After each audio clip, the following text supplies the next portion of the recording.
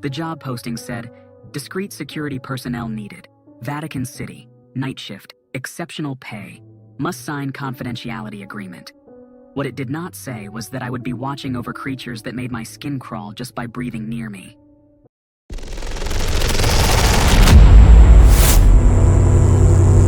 I found out about the real nature of the work 3 months into the job. Father Benedetto pulled me aside after my usual patrol of the empty corridors and handed me a leather folder thick with documents. "Tomaso," he said, his weathered hands shaking slightly. "You have proven yourself reliable. Tonight, you begin your true duties." The folder contained 5 rules printed on heavy paper, each one numbered and written in multiple languages: Italian, Latin, English, and several scripts I could not identify. Father Benedetto made me read them aloud 3 times before he would let me continue. Rule 1. Never look directly at their faces. Keep your eyes on their feet or hands. Rule 2. Always announce yourself before entering any room. Wait for acknowledgement. Rule 3. No physical contact under any circumstances. Maintain minimum distance of 2 meters. Rule 4. Speak only when spoken to. Answer questions with yes or no responses only. Rule 5. Never turn your back on more than 1 at a time. Count constantly. These rules exist because past guards who broke them did not survive, Father Benedetto explained. The church has an arrangement with certain entities. They meet here once monthly under controlled conditions. Your job is to ensure the facility remains secure and to report any violations of protocol. That first night, I positioned myself outside the main conference hall at exactly midnight. The hallway lights had been dimmed to almost nothing. I carried a small flashlight, a radio, and a notebook to record any incidents. They arrived through the main entrance like any other visitors. I heard their footsteps first. Some walked normally. Others seemed to glide or shuffle. The sound of fabric rustling filled the corridor as they passed my post. I kept my eyes fixed on the marble floor and watched their feet move past me. Some wore expensive leather shoes, polished to a mirror shine. Others had bare feet with long toenails that clicked against the stone. A few wore what looked like ancient sandals bound with strips of dark fabric. One pair of feet appeared to be covered in fine scales that caught the dim light. "Good evening," I said to each group as they passed, following Rule 4. Most did not respond. A few murmured replies in languages I did not recognize. The meeting lasted exactly 4 hours. I spent the time walking patrol routes through the adjacent hallways, making sure no unauthorized persons entered the area. Twice I encountered individual attendees in the corridors. Both times I announced myself clearly and waited for their acknowledgement before proceeding. The first was standing near a window, looking out at the gardens. When I called out my presence, it turned slightly in my direction. I kept my gaze on its feet, bare, with what appeared to be additional toes. "Security patrol," it said in accented English. Noted. I continued my route. The second encounter happened near the restrooms. I announced myself and heard a voice respond from inside one of the stalls. "Acknowledged, guard." The voice sounded like 2 people speaking in unison, but I followed the rules and did not investigate further. At 4 in the morning, they began leaving. I maintained my position and watched their feet pass by again. The group with the scaled feet paused near my post. "You follow instructions well," one of them said. The voice came from somewhere above my head, but I kept staring at those scaled feet. Father Benedetto chose wisely.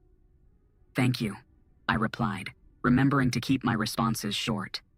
After the last footsteps faded, Father Benedetto appeared with a cup of strong coffee and asked for my report. I described the 2 corridor encounters and the brief conversation with the scaled feet individual. "Excellent work, Tomaso. You will do this again next month." Over the following months, I learned to recognize some of the regular attendees by their footwear and walking patterns. The expensive leather shoes belonged to someone who always arrived first and left last. The clicking toenails moved with quick, nervous steps. The scaled feet individual seemed to be some kind of leader. Others would pause near it during the corridor breaks. I also learned that the building itself changed slightly during these events. Doors that were usually locked stood open. Temperature fluctuations caused condensation to form on windows and walls. The elevator would sometimes activate on its own, traveling between floors with no passengers visible. Most importantly, I learned that the rules were not suggestions. During my 4th month, a new guard named Salvatore was assigned to assist me. Father Benedetto gave him the same folder and made him read the rules aloud. Salvatore seemed confident, almost dismissive. "These are just wealthy people playing dress-up games," he told me during our pre-shift briefing. "Rich folks love their secret societies and dramatic ceremonies." His attitude changed during the first patrol.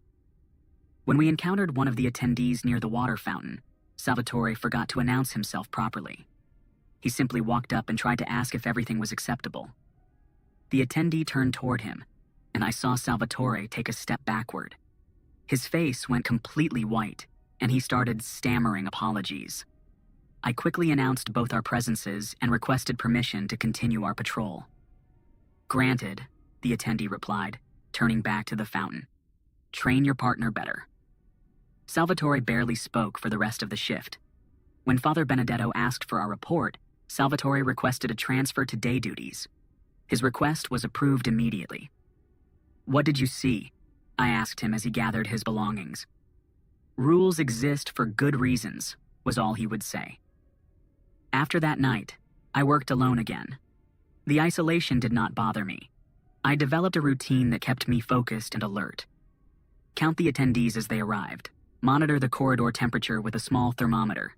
Check each room twice per hour, always announcing myself first. Keep detailed notes about any unusual activities or requests. The monthly meetings followed the same pattern. Arrival at midnight, 4-hour duration, departure by dawn. The attendees seemed to appreciate consistency and professionalism. Several times individuals would nod in my direction or offer brief words of acknowledgement when I announced myself during patrols. I began to understand that this arrangement served an important purpose for both sides. The church provided a secure, neutral location for discussions or negotiations. The attendees received privacy and protection from outside interference. My role was to maintain the boundary between their business and the normal operations of the Vatican. During my 8th month, something changed in the routine. Father Benedetto called me to his office 3 days before the scheduled meeting. "Tomaso, next week will be different," he said, pouring 2 glasses of wine. "There will be additional attendees. The meeting may run longer than usual. Most importantly, there may be visitors who are not part of the regular arrangement." He handed me a second set of rules, printed on the same heavy paper, but with different instructions. Special protocol rules. If anyone asks you to deliver a message, refuse politely and direct them to Father Benedetto. If you observe any physical altercations, immediately radio for backup, but do not intervene directly. If anyone offers you gifts or payment, decline and report the incident. If electrical systems malfunction, use manual backup lighting only.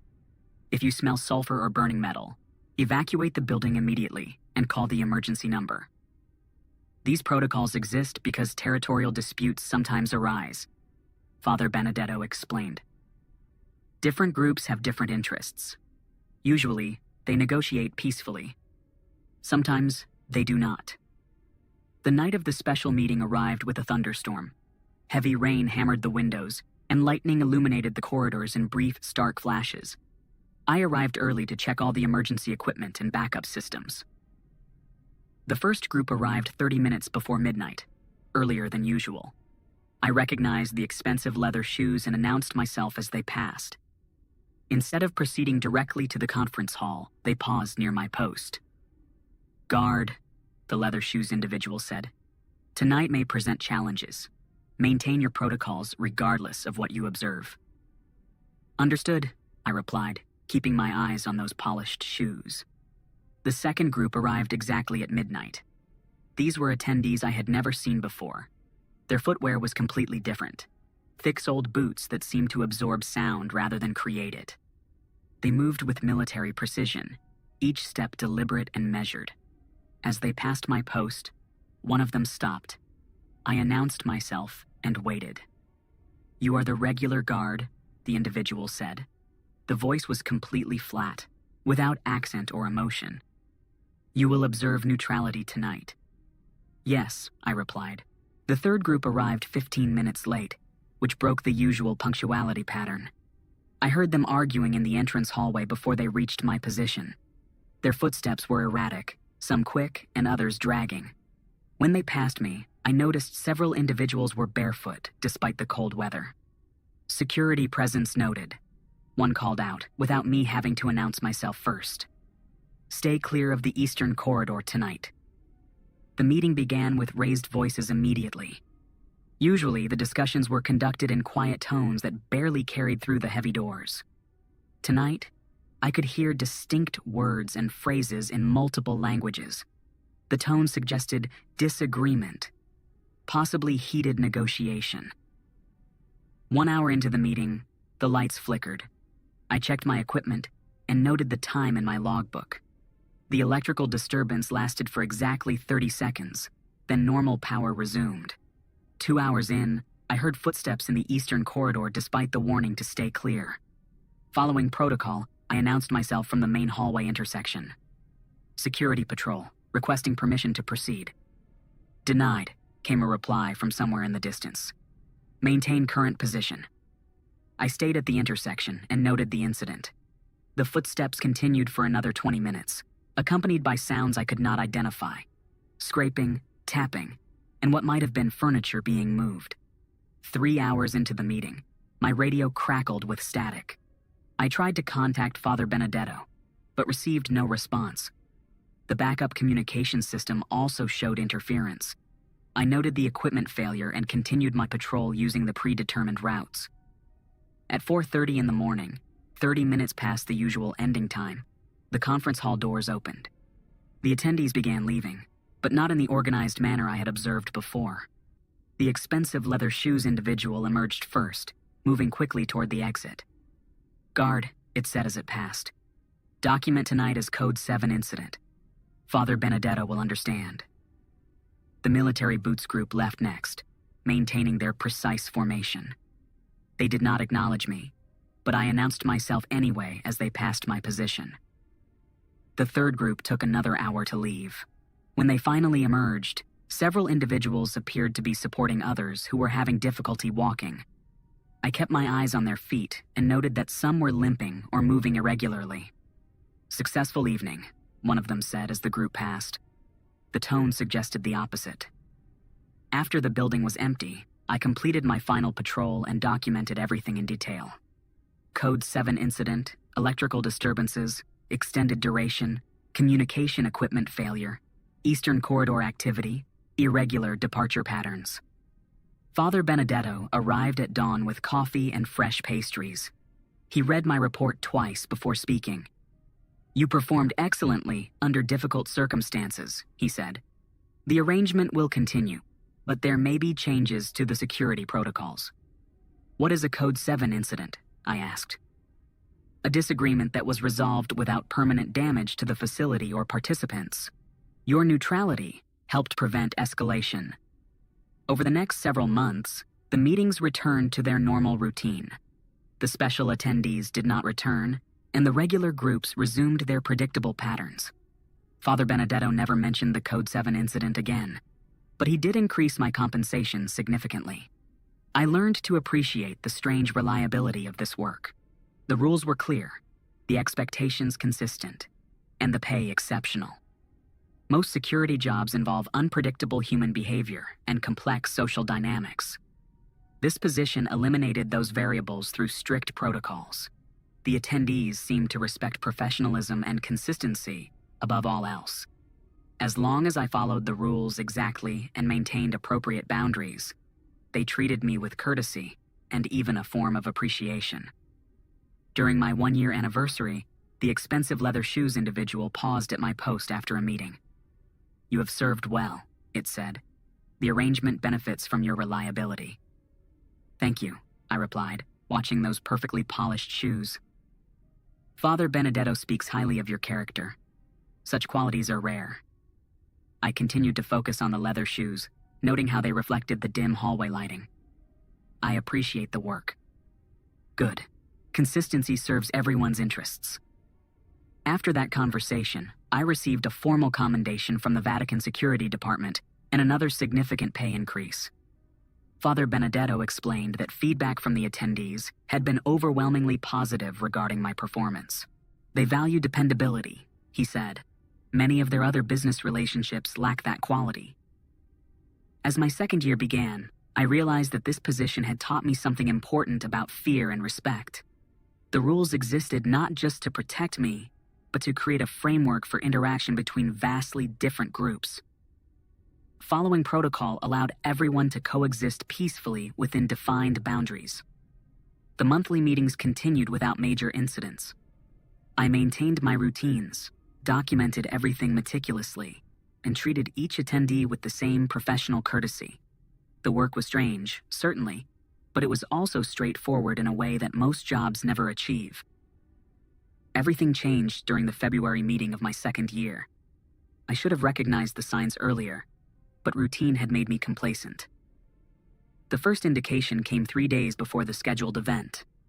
Father Benedetto called me to his office, but this time he was not alone. A woman sat across from his desk, wearing the black suit of Vatican administrative staff. She introduced herself as Sister Margherita from the Special Events Coordination Department. "Tomaso, we need to discuss an important development," Father Benedetto began.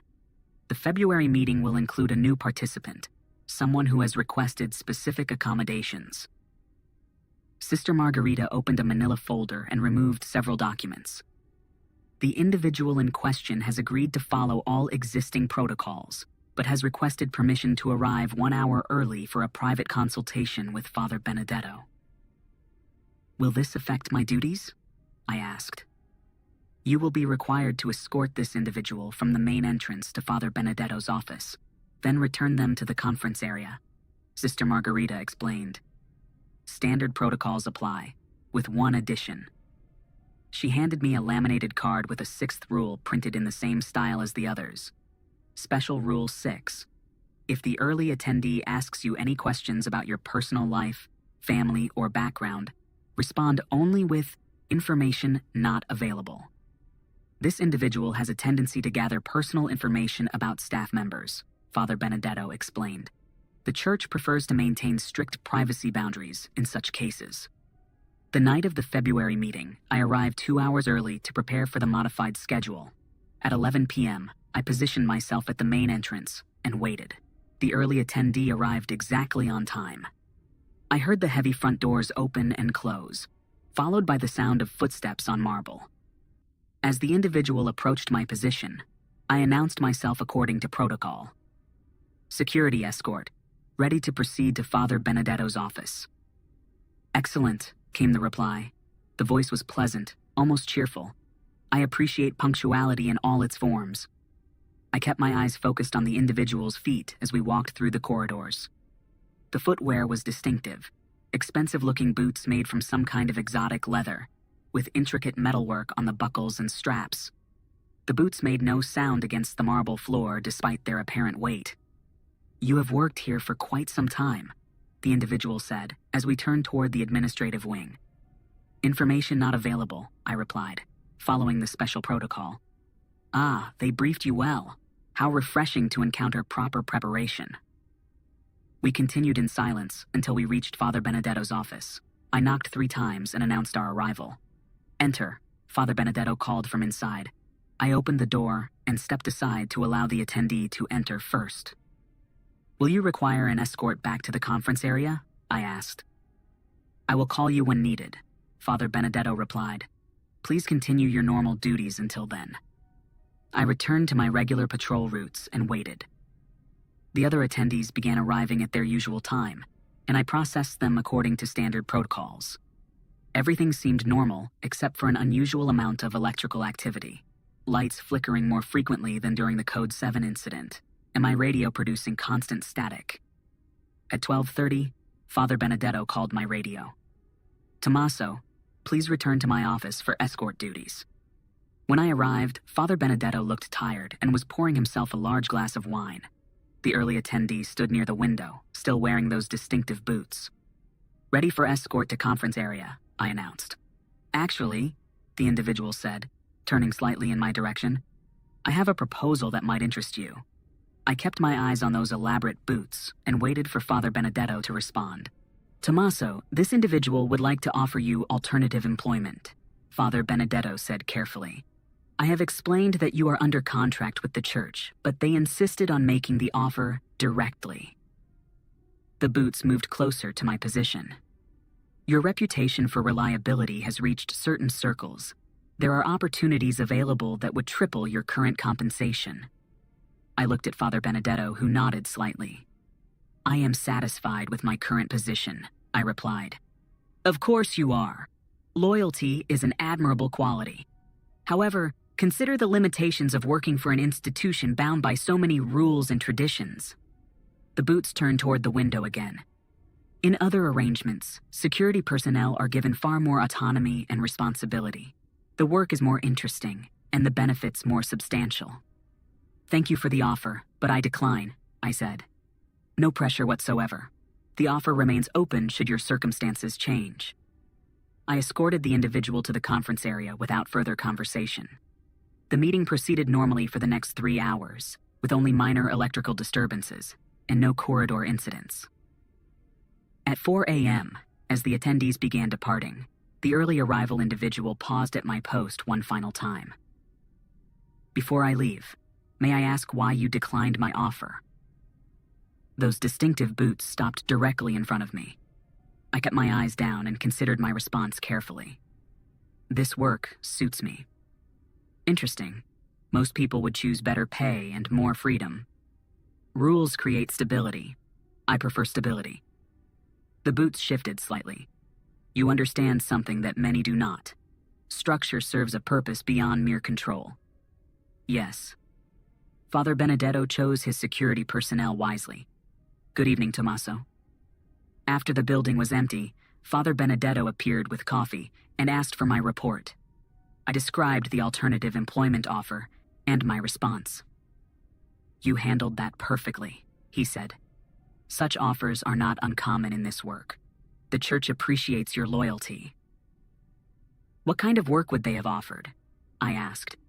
Security for less regulated gatherings, higher pay, but far more dangerous conditions. The rules that govern our meetings exist for good reasons. I understand. Good. There will be additional compensation in your next paycheck as a token of appreciation. The following months returned to normal routine, but I noticed subtle changes in how the regular attendees interacted with me. Several individuals who had never spoken before began offering brief acknowledgments when I announced myself during patrols.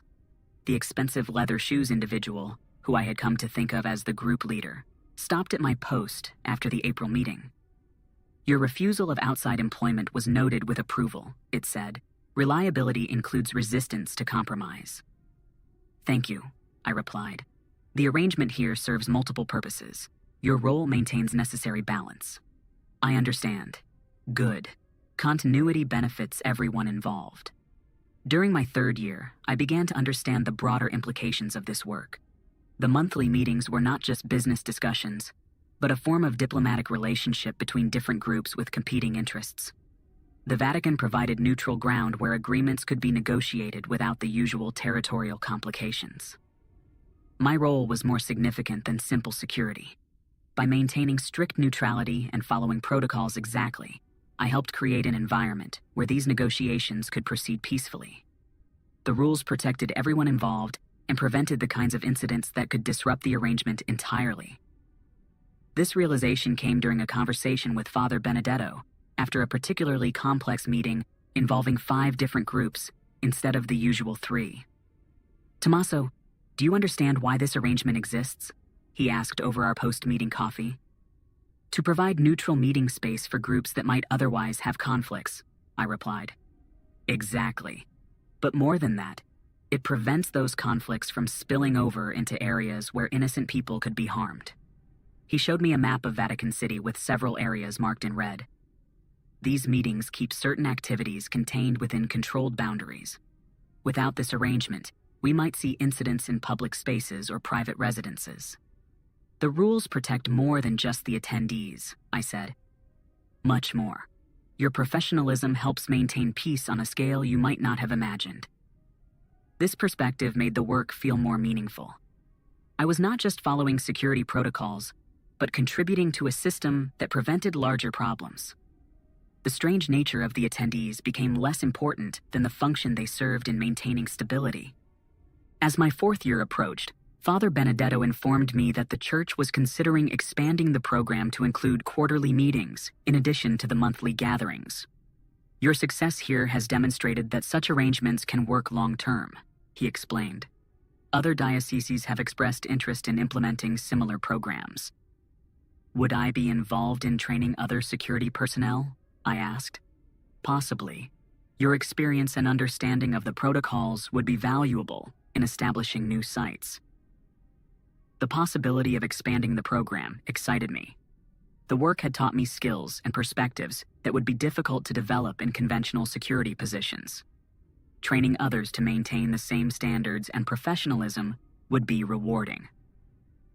During the final month of my fourth year, an incident occurred that tested everything I had learned about following protocols under pressure. The meeting was proceeding normally when, at 2 a.m., I heard breaking glass from the conference area. I immediately radioed Father Benedetto, but received no response. Following emergency protocols, I approached the conference hall and announced myself. Security responding to disturbance. Requesting status update. Acknowledged. Came multiple voices from inside the hall. Minor accident. No assistance required. I noted the incident and continued my patrol. 20 minutes later, I encountered one of the attendees in the eastern corridor.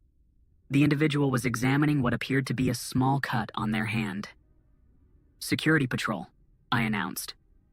Yes, I require access to medical supplies, the individual replied. Following protocol, I escorted them to the first aid station and provided basic bandages and antiseptic. I kept my eyes focused on their feet throughout the process and maintained appropriate distance. Thank you for your assistance, they said after treating the minor wound. You are welcome. Do you require additional medical attention? No, this is sufficient. I escorted them back to the conference area and documented the incident. When Father Benedetto arrived for the post-meeting debrief, he reviewed my report with particular attention. You handled the medical situation correctly, he said. Providing basic first aid falls within your duties, but anything more serious would require calling outside medical personnel. I understand. Should I modify my patrol routes to check for additional hazards? No, the incident was truly minor. These gatherings occasionally involve discussions that become somewhat heated, but serious injuries are extremely rare. Good to know. Your response demonstrated exactly the kind of measured professionalism we need in this position. Well done. As I completed my fourth year in the position, I realized that this work had become more than just a job. The monthly routine provided structure and purpose that I valued highly. The attendees had become familiar, and I took pride in providing them with consistent, reliable service. More importantly, I understood that I was part of something larger than individual security work. The arrangement between the church and these groups served important functions for maintaining stability and preventing conflicts that could affect many people. Father Benedetto called me to his office during the first week of my fifth year for an annual performance review. Tomaso, your service has been exemplary in every respect, he began. The attendees have consistently praised your professionalism, and you have never had a serious protocol violation. Thank you. I find the work rewarding. The church would like to offer you a permanent position with increased responsibilities and compensation. You would become the senior security coordinator for all special events, including the quarterly meetings we are planning to implement.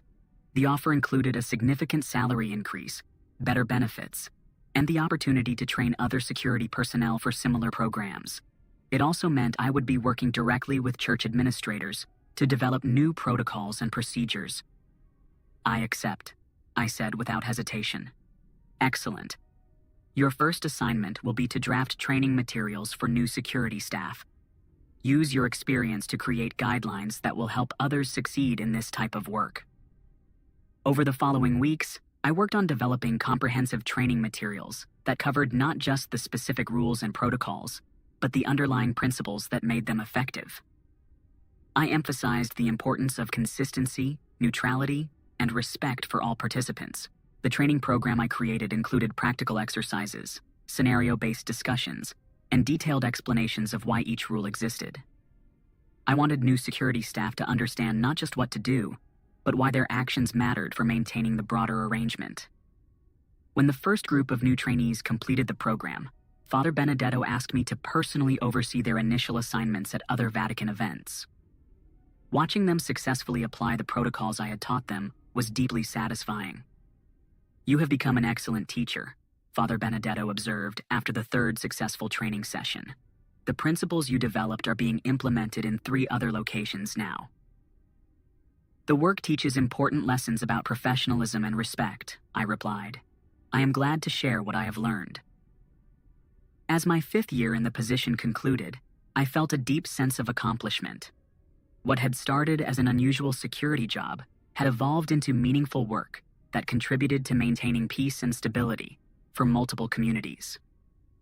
The monthly meetings continued with their familiar rhythm. The attendees maintained their patterns and preferences, and I provided the same reliable service I had delivered from the beginning. But now I also knew that this work represented something larger, a successful model for managing complex relationships between different groups with competing interests. During the December meeting of my 5th year, the expensive leather shoes individual made an unexpected request.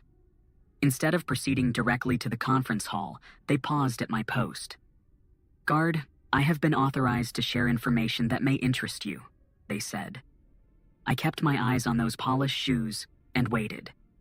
"The arrangement here has become a model for similar programs in 12 cities across Europe and North America. Your professionalism contributed significantly to that success." "Thank you," I replied. "More than that, the protocols you helped develop are now being used to facilitate negotiations between groups that had been in active conflict for decades." I felt a surge of pride, but maintained my professional demeanor. "I am honored to have contributed." "You should be. Your work here has prevented more violence and suffering than you might imagine." After the individual proceeded to the conference hall, I stood in the dimmed corridor and reflected on this revelation. The strange work I had stumbled into 5 years ago had apparently helped create a system for preventing conflicts and maintaining peace across multiple continents. When Father Benedetto arrived for our post-meeting coffee, I told him about the conversation. "It is true," he confirmed. "The success of our program here demonstrated that such arrangements could work reliably. Church officials around the world have implemented similar systems, and the results have exceeded our expectations." "How many people have been affected?" I asked. "Difficult to quantify precisely, but the conflicts that have been avoided or resolved through these neutral meeting programs likely would have displaced thousands of families and caused immeasurable suffering." I sat quietly for a moment, processing this information. My simple adherence to security protocols had somehow contributed to a global peacekeeping initiative. "You should feel proud of what you have accomplished," Father Benedetto continued. "Your reliability and professionalism created the foundation for something truly significant." "I just follow the rules," I said. "Exactly. And in doing so, you proved that respect, consistency, and neutrality could bridge differences between groups that seemed impossible to reconcile." As I prepared to leave the Vatican that morning, I realized that I'd found something rare in modern work. A position that combined personal satisfaction with meaningful contribution to something larger than myself. The 5 rules that had initially seemed strange and arbitrary had taught me profound lessons about respect, professionalism, and the power of consistent behavior. Following them had not only kept me safe, but had helped create a model for peaceful coexistence that was now being used around the world. I walked home through the quiet streets of Rome as dawn broke over the ancient city, feeling grateful for the unexpected path that had led me to this meaningful work. Tomorrow would bring new challenges and opportunities, but the foundation of principles I had learned would continue to guide me. The strange becomes familiar when approached with respect and consistency. Fear transforms into understanding when governed by clear protocols and mutual respect. And sometimes, the most important work happens in the quiet spaces between different worlds, maintained by people willing to follow simple rules that serve purposes far greater than they initially appear. My name is Tomaso Alberti, and I work security for events that most people would never believe exist. But I know they do, and I know that the work matters. The rules exist for good reasons, and following them has taught me more about professionalism, respect, and the possibility of peace than any other job ever could. The arrangement continues, the meetings proceed smoothly, and the system we have built together continues to prevent conflicts and facilitate understanding between groups that might otherwise never find common ground. That is enough purpose for any career.